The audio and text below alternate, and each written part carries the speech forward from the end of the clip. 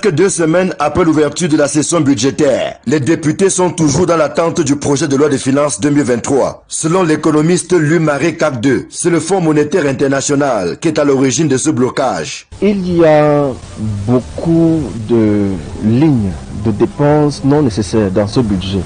Et comme le FMI est là pour la discipline budgétaire, ces choses ne pouvaient pas leur échapper. On parle beaucoup du chapitre 94 et 63 dans l'actualité. En 2021, on n'avait que 200 milliards là-dedans. En 2022, ils ont doublé, plus que doublé, parce qu'on est passé à 480 milliards et ils veulent encore continuer d'ajouter dans une ligne qui finance l'imprévu.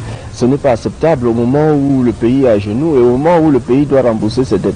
Le FMI a été saisi par les créanciers, par qui maintenant il passe pour le financer.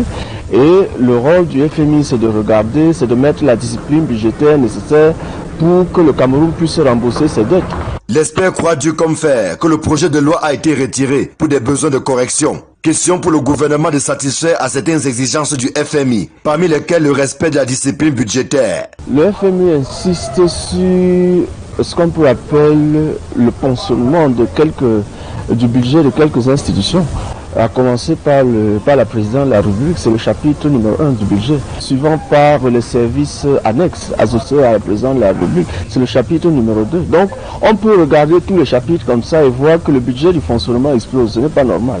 Au moment où vous avez des dettes à payer et des engagements sociaux à faire, vous ne pouvez pas simplement augmenter les dépenses de fonctionnement, c'est-à-dire engraisser l'État, engraisser le fonctionnement du gouvernement. Ça n'a aucune logique. Au moment où, de l'autre côté, on a de réels problèmes d'investissement public. Pour le gendarme financier, le Cameroun est pris dans les taux de l'endettement et ne doit pas se permettre certaines dépenses non essentielles. C'est vrai qu'il peut y avoir des imprévus, comme des ponts ou bien des catastrophes qui arrivent, mais on ne peut pas prévoir jusqu'à 600 milliards. Et après, on ne reverse pas dans le budget de l'année prochaine. Et donc, les gens décident de donner ça à tête chercheuse, un peu comme le ministre en charge des Finances a expliqué à l'Assemblée nationale.